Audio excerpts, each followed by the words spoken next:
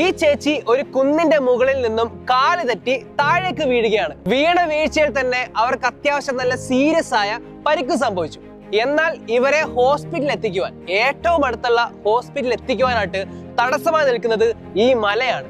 ഈ മല ഉള്ളത് കൊണ്ട് തന്നെ ആ ഹോസ്പിറ്റലിൽ എത്തുവാനായിട്ട് ഏകദേശം 64 കിലോമീറ്റർ ഇവർക്ക് ഈ സ്ത്രീയെ, ഇവരെന്ന് പറഞ്ഞു കഴിഞ്ഞാൽ ഈ വീണ സ്ത്രീയുടെ ഭർത്താവും സുഹൃത്തുക്കളും കൂടി ഈ സ്ത്രീയെ ചുമന്നുകൊണ്ട് റോഡ് വഴി 64 കിലോമീറ്റർ ഈ മലയ്ക്ക് ചുറ്റും നടന്ന് ആശുപത്രിയിലേക്ക് യാത്ര തിരിച്ചു. നിങ്ങൾക്ക് എല്ലാവർക്കും അറിയാം, ഇത്രയും സീരിയസ് ആയ ഒരു അപകടം സംഭവിച്ച, സീരിയസ് ആയ ഇഞ്ചുറീസ് പറ്റിയ ഒരാളെ എത്രയും പെട്ടെന്ന് ഹോസ്പിറ്റലിൽ എത്തിച്ചില്ലെങ്കിൽ അത് ജീവന് വരെ അപകടമായി തീരും. അപ്പോൾ ഈ 64 കിലോമീറ്റർ എന്ന് പറഞ്ഞാൽ അത്യാവശ്യം കുറെ സമയം എടുക്കും അല്ലേ? ആ സമയത്തിനുള്ളിൽ തന്നെ ഈ പുള്ളിക്കാരി ഹോസ്പിറ്റലിൽ എത്തുന്നതിന് മുമ്പ് തന്നെ മരണത്തിന് കീഴടങ്ങുകയും ചെയ്തു. ഒരുപക്ഷെ ഈ മല അവിടെ ഇല്ലായിരുന്നെങ്കിൽ നേരെ ഏകദേശം 10 മിനിറ്റ് അല്ലെ 5 മിനിറ്റോളം നടന്ന് അവിടെ എത്താവുന്ന ദൂരം ഉള്ളായിരുന്നു. പക്ഷെ ആ ഒരു മല കാരണമാണ് ഈ സ്ത്രീയുടെ മരണം അവിടെ സംഭവിക്കുന്നത്.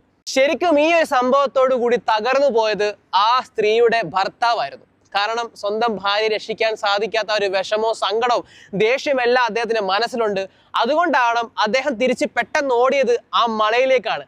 ആ മല ഒറ്റയ്ക്ക് തകർത്തിടിച്ച് പൊളിച്ച് ഒരു തുരങ്കം ഉണ്ടാക്കുവാൻ അദ്ദേഹം തീരുമാനിക്കുകയാണ്. പക്ഷെ ഒരു ചുറ്റികയും ചെറിയ ഉളിയും വെച്ചിട്ടാണ് ഈ പുള്ളിക്കാരൻ ഈ മല ഇടിച്ചു നിരത്താൻ തീരുമാനിച്ചതും ജോലി ആരംഭിച്ചതും. ആദ്യമൊക്കെ നാട്ടിൽ ഇത് കണ്ടിട്ട് ഇയാളെ ഭ്രാന്തെന്ന് വിളിച്ചു. കാരണം നിങ്ങൾ ആലോചിച്ച് നോക്കിയേ, ഇത്രയും വലിയൊരു മലയൊക്കെ ഒരു ഉളിയും ചെറിയൊരു ചുറ്റിയും വെച്ച് അടിച്ച് ഇയാൾ എത്ര കാലം കൊണ്ട് നിരപ്പാക്കാനാ? കളിയാക്കിയെങ്കിലും ഇയാൾ അതൊന്നും മനസ്സാക്കിയില്ല, അതൊന്നും നോക്കിയില്ല. കാരണം അദ്ദേഹത്തിന്റെ മനസ്സിൽ ആ പെയിൻ, ഇനി ആർക്ക് ഈ ഒരു ഗതി വരരുതെന്ന് ഉദ്ദേശിച്ചിട്ടാണ് പുള്ളിക്കാരൻ ഈ ജോലി ചെയ്ത്.